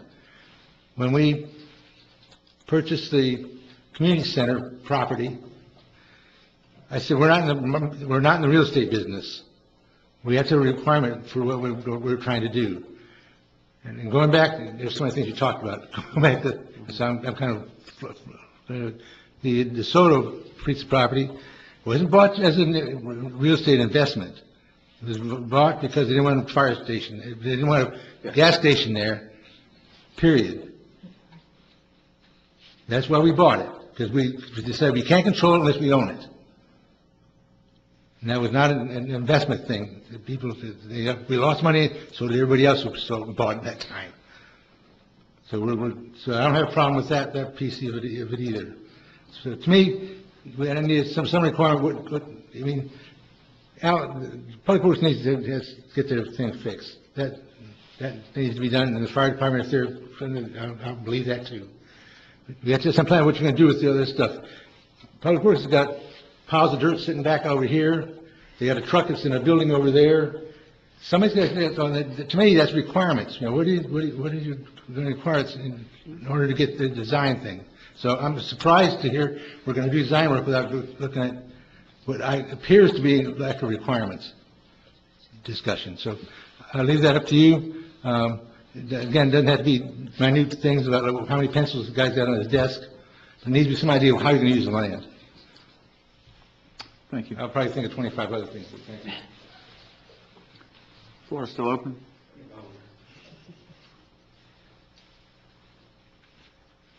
Hi, Ari William Fullerton, 110 DeSoto Parkway. I just wanted to clarify, I've not really been to a city meeting before ever. I had to look up millage on Wikipedia, millage rates on Wikipedia just now.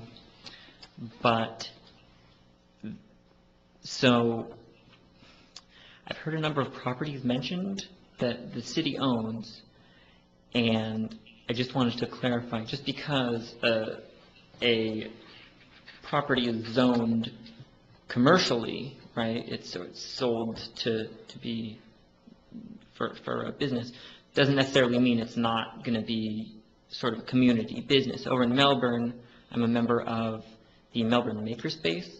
They've got, you know what I'm talking about. I love it. It's the great people, a little too much of a drive. I'm a member, I never go. They've got all the, you see these screws on some of these electronics, looks like someone wrote on Chinese in it. Nobody has a screwdriver for it. They've got the screwdriver for it. We could have one of those here. And that would still be for the community, but it's, the one in Melbourne is in a very commercial complex. So I heard Public Works, I heard Fire Station. I feel like I followed. So that I'm not sure exactly what my question is, but just that could happen. That would be cool. Cool. Okay, thank you. Thank you. Mic still open? Can I ask a question? Maybe you have to come to the mic.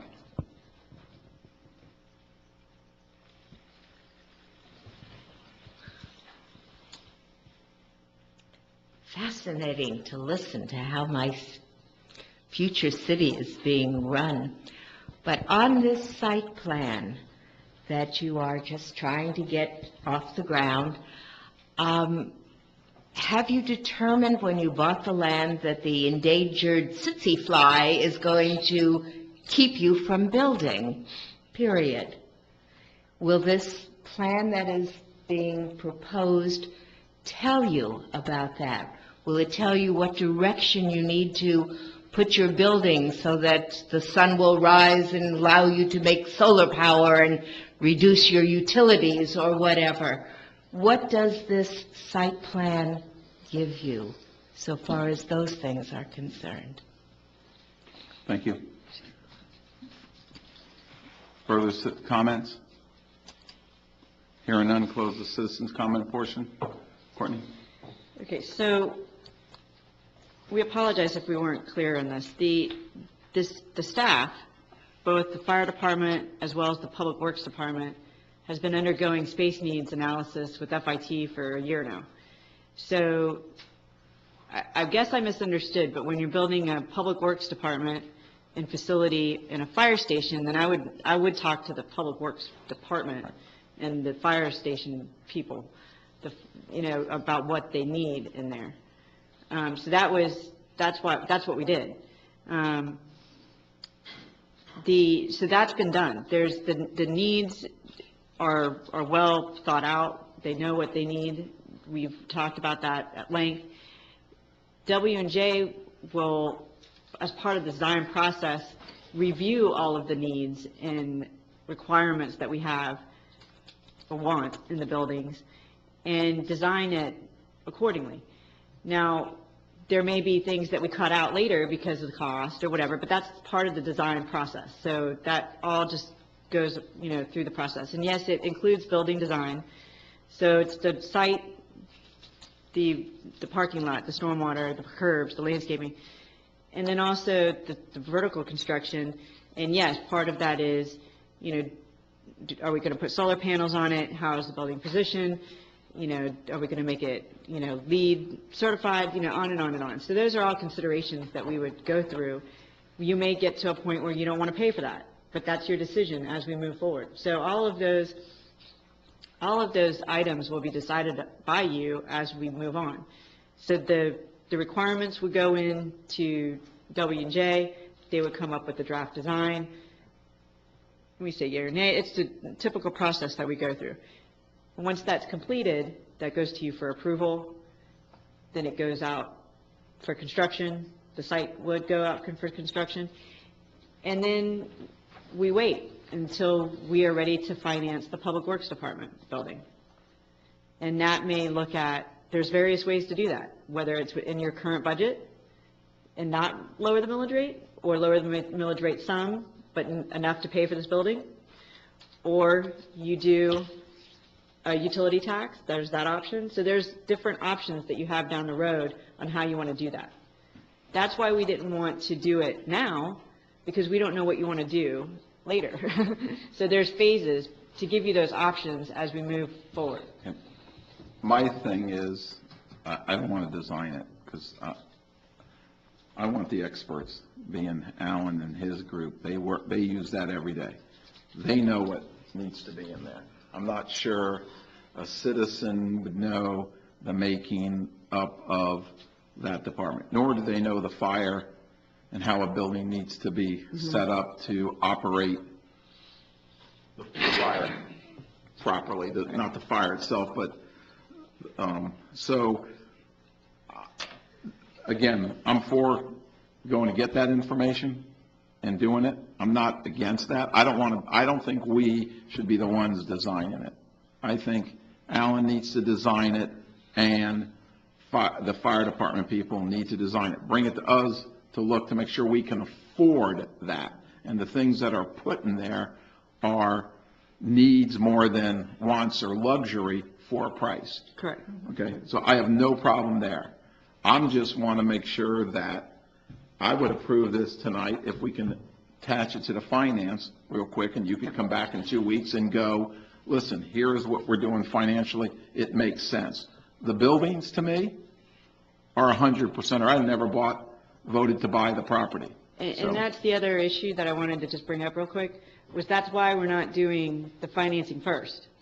Because we have to bring it back as soon as possible to get it approved. And then we have to go back to the drawing board for the contract, and it takes a lot of time to do that. So we would like to just go out to bid for the financing and bring it back right away. And it may have to be a special meeting, because we only get it locked in for a certain amount of time. It's always been a challenge. We had to do that with Roosevelt because of the banks only certify it for 3 days or 4 days or whatever. And so we want to make sure that, we get the best rate and we're able to do that.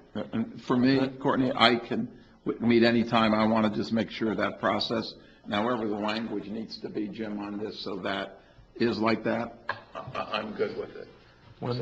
So we've already done our due diligence with both departments. They have already looked at what their needs are.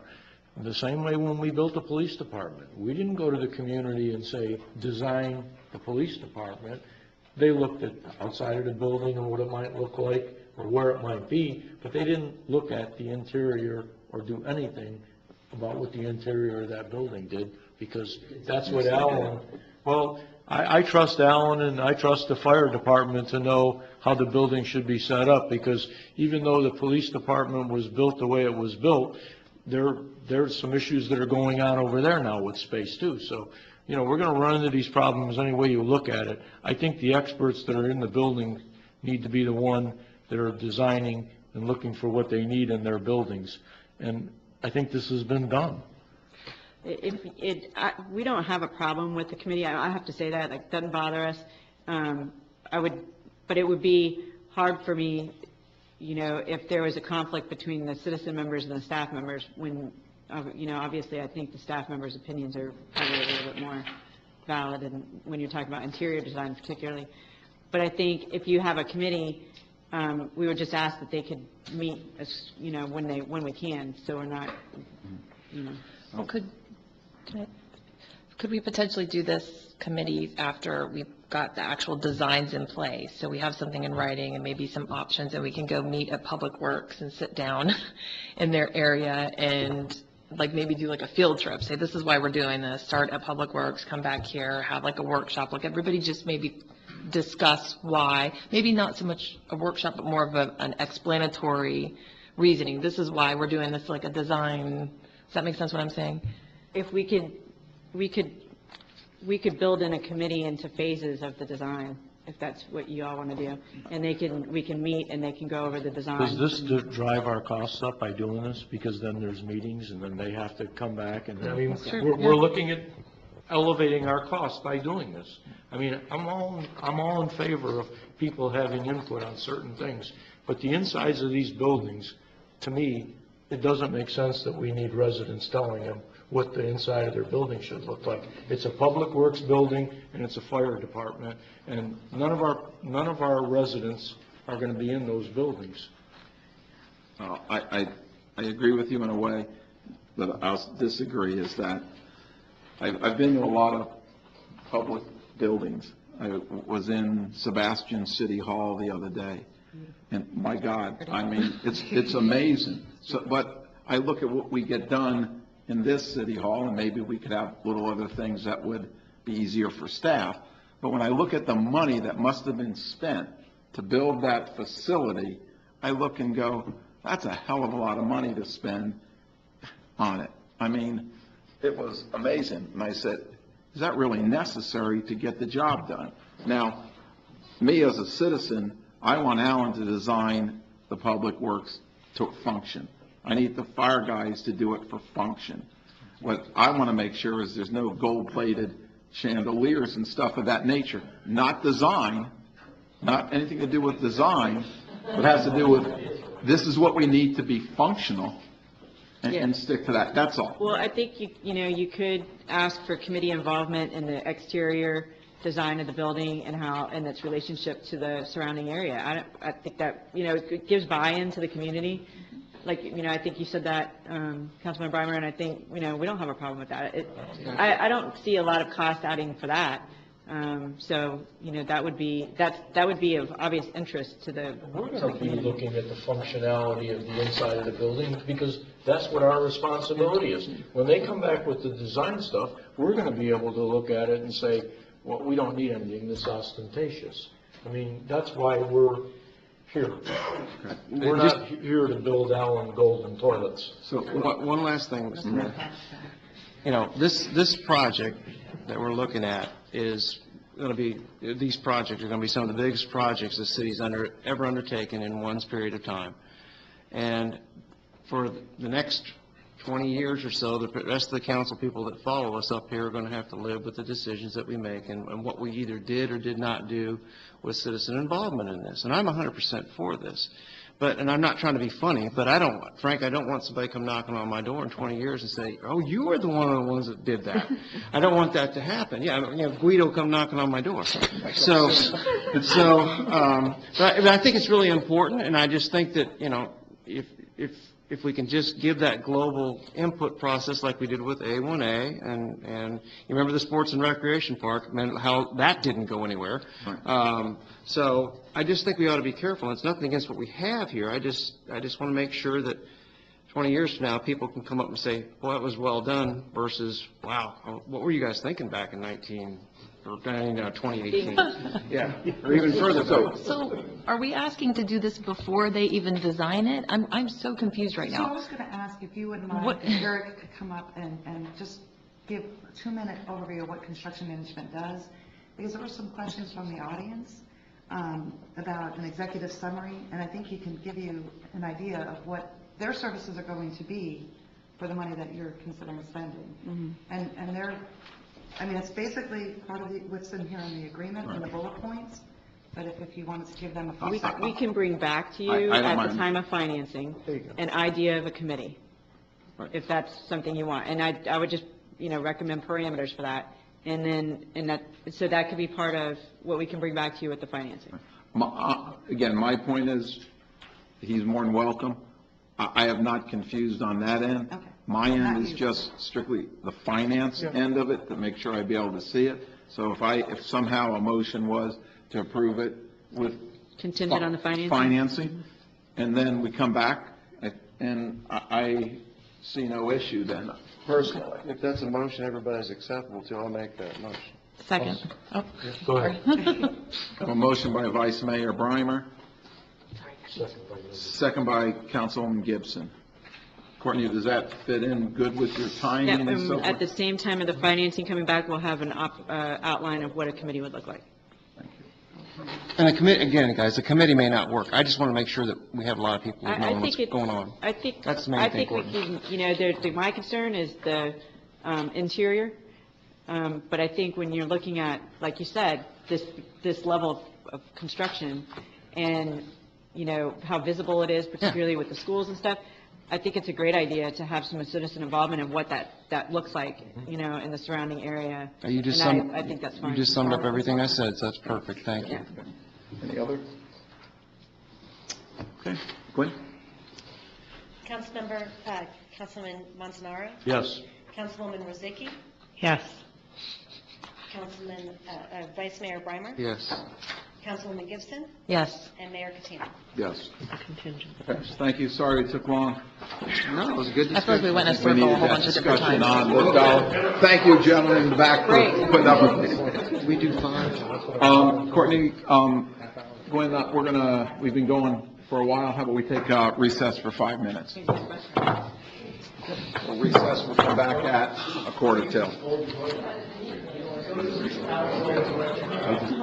Everybody? I'd like to reconvene our meeting at approximately 7:46. Excuse me, 8:46. We're moving on to agenda item 11, discuss take action on establishing a new position for special project stormwater management. Courtney? I don't know if I want to do this now. So, Remember, no golden toilets in the right. office. Thank you, Mayor. This item, we are requesting your approval of a new position for a special project stormwater manager for the implementation of the city stormwater master plan. And also, what we were proposing is to create the position funded 80% out of the stormwater fund and then 20% out of the general fund. And the purpose of that is to allow that person to help with some projects that are non-stormwater related, such as sustainability projects, some of the more higher tech, larger projects. Also, the construction of these buildings would be, the ones we were just talking about would be another one. We have Jackson Avenue, we'll be talking to you about that, coming up to be submitted to the TPO for future improvements for Complete Street. A lot of stormwater projects, a lot of them.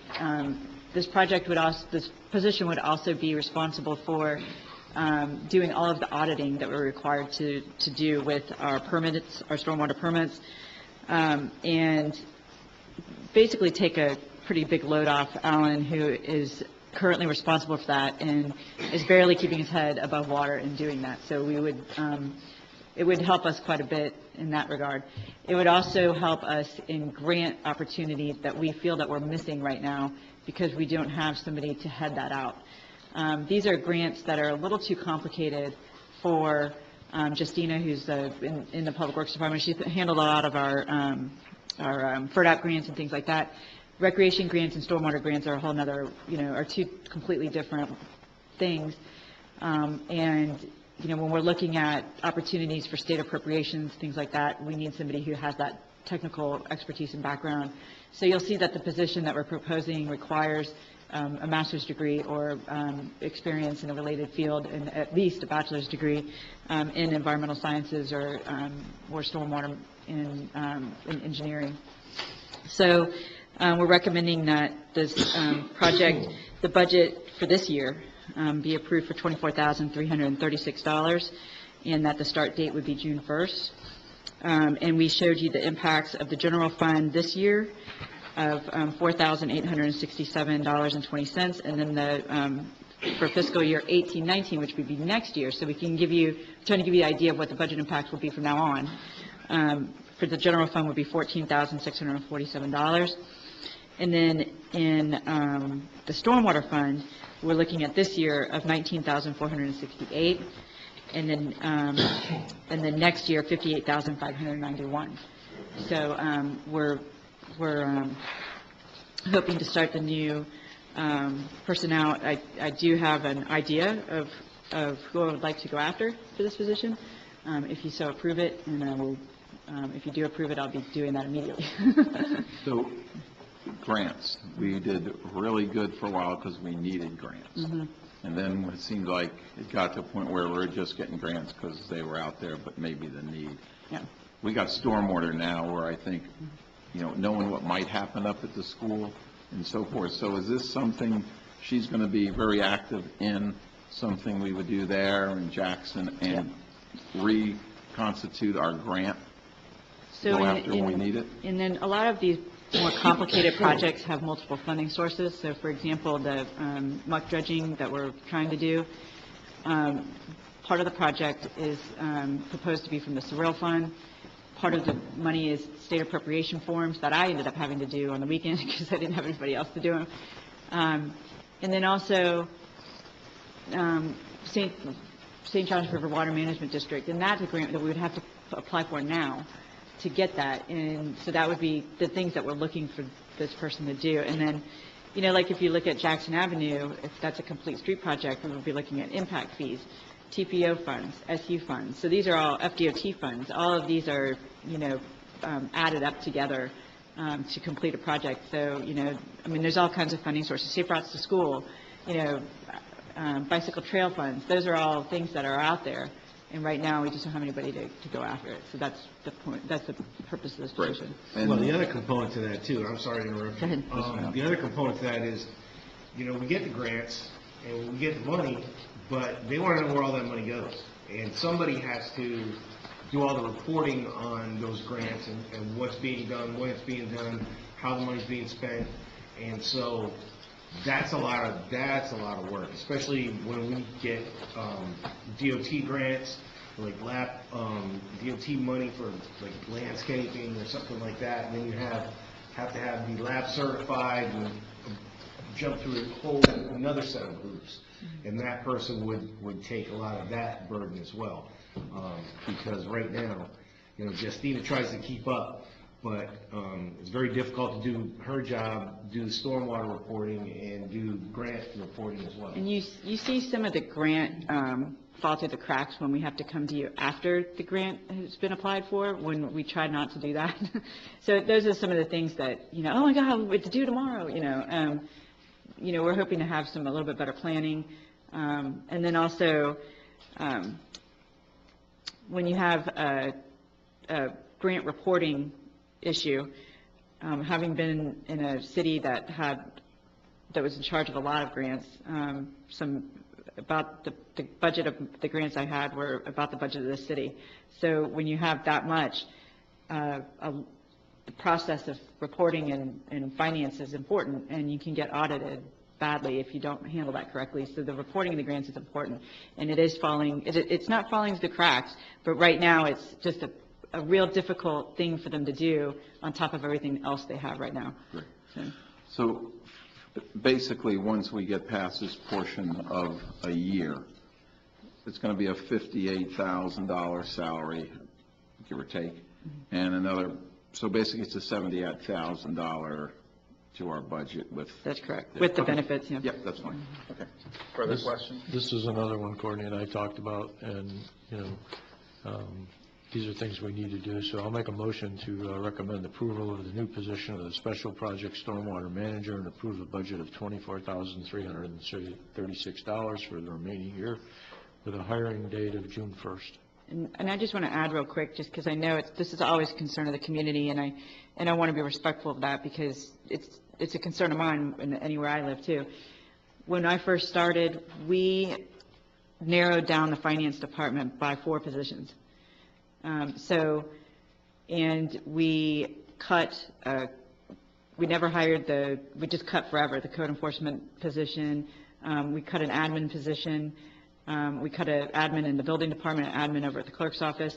So we have really tightened up the staff in the city hall. This is the first position that we've hired in the city anywhere except for the environmental coordinator position and public works people since I've been here.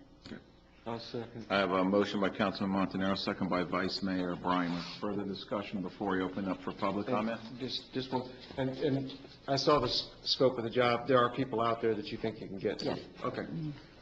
One further. Is June 1 a date you just picked because of financing, or is June 1? June 1 is when a certain person graduates. Thank you. Okay. That's fine. Okay. I'll bring it back to council for more comments, but at this time, open up for public comments on agenda item 11. Hearing no more public comments, council comments? I think it's good. Let's hope we get more grants and get the stormwater under control, critical. Okay. Councilwoman Gibson? Yes. Councilwoman Rozicki? Yes. Vice Mayor Reimer? Yes. Councilman Montanaro? Yes. And Mayor Katina? Yes. Motion passes. Thanks, staff. Moving on to agenda item 12, direction to move forward with an ADA policy for website accessibility. I think Liz is getting scared of you guys at this point, but, she's going to go to this. This is pretty big. basic. They There are will some take care of you. cities and towns and counties that are, that have had lawsuits filed against them for not following the ADA policy for visually impaired people and colorblind people. And it's not real clear what we all need to do, but there are some processes out there that we can start working on. And it's pretty intense. Just colors and fonts, your website. If you have a citizen who has a nice PowerPoint and it's to music, you have to make sure that if it's on your website that every picture has a caption under it, because a visually impaired person who's got the reader board on their computer, there won't be anything to read. So it's going to, and we have to go back and look at our ordinances and resolutions that are already on our website. So it's going to take some time. So we're asking for between 60 and 90 days between training of our employees, changing out the website, so that and then we'll probably put some kind of an impact statement on the website to let folks know that we are in the process of updating our policies to comply with the ADA. So, And just to give you an idea, well, 2 years ago, it was a Supreme Court decision that we had to basically had to make our all businesses have to comply with this. Businesses, everyone, commercial businesses as well as government. That websites or anything accessible to the public needs to be accessible to them visually, and at the time, the Department of Justice was providing us with guidelines of what that meant. And then the Florida League of Cities believes that because the Trump administration had asked for their directive to the staff or to the department level, administration level, was that for every regulation they create, they have to get rid of 2. Which, when you deal with the federal government, that's awesome. But what they did was they just didn't do it, so they just dropped it. And so what that did for us is we don't know what this means. We don't, so we can. It's like a shot in the dark of whether you're compliant or not. But what's happening is a group of attorneys have created a cottage industry of suing local governments, and I think Indian Harbor was served a couple weeks ago. Palm Bay has been served. The county has, I think, settled, right? The county's got 4 years to come in. 4 years to come into compliance. They're even looking at logo changes. Yeah. I mean, that's incredible. So, because of the color, because their 2 colors are so similar. So it's a big deal. And when I was in Washington, D.C., the ask from them was, can we get the DOJ to not only create the standards, but is there any way that we can get a pass for previous documents? So documents that were created previous to the Supreme Court decision, when we have it on our website, can we make, those not have to be compliant? Because then we have to go back and change historical documents forever, because a lot of them are accessible on our website. And so there's some cities that are just, they spend all this money to get all of their public records on their website so people can search for their own public records. And then, like Titusville has that, and they took it off, like it's gone, because they don't know how to make all of their records compliant. So it's unfortunate because it took the accessibility away from the general public, so they could just not get sued. So, but for us, I think if we come up with a policy, put the notice on the website that we're working on it, and then we could start the training with the staff. And Liz has worked with the county to find us some training for that, and just kind of tag onto theirs. Then we think we'll be able to get it done. Great, thank you. Questions? Do you have a motion? So moved. A motion by Vice Mayor Brimer, second by Councilwoman Gibson. At this time, open up for public comment on agenda item 12. Hearing no further, back to council. Important, thank you, Liz, for the help on that. Gwen? Councilman Montanaro? Yes. Councilwoman Wozzicki? Yes. Councilwoman Gibson? Yes. Vice Mayor Brimer? Yes. Mayor Catino? Yes, motion passes. I thought of something when we went to the break on the motion for the W&J item. I think you need to thank you. You need to specifically put in there we're piggybacking on the county's contract, and that was not made part of the motion. Okay. Let me go back to that agenda item, Yeah. reopen it. Yeah, well, just for the, I think you need to amend the motion or reconsider the motion and then amend it, I guess. Okay.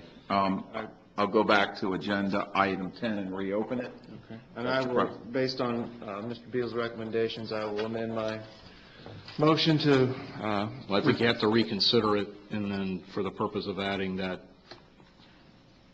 language to the original It motion. has to be voted on, but he has to amend the motion, Well, so then we you have have to to- vote on it again. We have to, Let the public, our experts sitting out there, but I think you actually have to do a motion for reconsideration of the original motion. Somebody who voted for the motion has to do that. Yes, which everybody voted for it, so anybody can make that motion. I'll make a motion to revisit the motion that was made, to reconsider the motion. second, Okay, And then you motion vote by on- Councilman Montanaro. Then you vote on this motion. Yep. And second by Councilman Gibson. Further discussion? no, Okay, hearing no further discussion? Okay. Vice Mayor Breimer? yes. Councilwoman Rozicki? Yes. Councilwoman Gibson? yes, Councilman Montanaro? Yes. Mayor Katina? Yes. And then the motion would simply be what you did before, except add that to piggyback onto the county contract. Would that be in general? I will, based on council's recommendations, I will amend my motion to include the aspect of piggybacking on the county's recommendations. I have a motion by Vice Mayor Breimer. second, County's Second by contract. County's Council. recommend, yeah. County's contract. County's contract. Second to that as well. I have a motion by Vice Mayor Breimer. Do I have a second by Councilwoman Gibson? yes, Gwen? Okay. Public comment or not? No, I don't think so. We We have to do already- public comment? No, there is it. Councilman Montanaro? Yes. Councilwoman Rozicki? Yes. Councilwoman Gibson? yes, Vice Mayor Breimer? Yes. Mayor Katina? Yes. Motion passes. We're moving on to agenda item 13, appointments to boards. I'll make a motion to reappoint Paul Marchese to the Planning Advisory Board, term ending 3/15/22. I talked with Courtney, and she did make him aware that, he needed to be there as an alternate at the meetings, and he agreed to that, so I'm comfortable with that motion. I have a motion by Councilman Montanaro. Do I have a second? Second. Second by Councilwoman Rozicki. Okay, I'm just going to say this. Courtney, you feel comfortable he's going to start coming? Yeah. Yeah, He 'cause was very apologetic. He had a specific work issue that's gone away now, and he understands that he needs to be there, and I explained to him why that was important and why council wanted him to be there, and if he had a problem in the future, to call me and let me know, so we could give him an extended excused absence, and we understand what's going on, and he said he would do that. Yeah, because I was looking here at, most of the people were 6 out of 7 meetings, and then 3 out of 7, so. But he said that work issue has gone away. He Okay. doesn't have that problem No problem. anymore, and Okay. Open up for public comment on item 13. Hearing none. Back to council. Any further? Hearing none. Gwen? Vice Mayor Breimer? Yes. Councilwoman Gibson? yes, Councilwoman Rozicki? Yes. Councilman Montanaro? Yes. And Mayor Katina? Yes, motion passes. Thank you. Moving on to the next agenda, item 14, which is just proposed, we'll have a workshop meeting at 6:45 for interview board applicants, and then our regular meeting March 6th. And if there's any additions you would like to see here or something, get with city manager and myself for the additions. Okay. Moving on to agenda item 15, adoption of minutes. You're up, Don. I'll make a motion to, approve the minutes from the February 6th council workshop and the February 6th regular meeting minutes as submitted. A motion by Councilman Montanaro, second, second by Councilwoman Gibson. Further discussion? Hearing none. Gwen? Okay, Vice Mayor Breimer? Yes. Councilwoman Rozicki? Yes. Councilwoman Gibson? yes, Councilman Montanaro? Yes. And Mayor Katina? Yes, motion passes. Any further business before the board or council? Is there also a CRA on the 6th? no. Mm-mm. We were trying to do them every other month, and we don't have anything for the agenda. I saw that on the calendar. Any further? Meeting's adjourned. Thank you, staff. Thank you.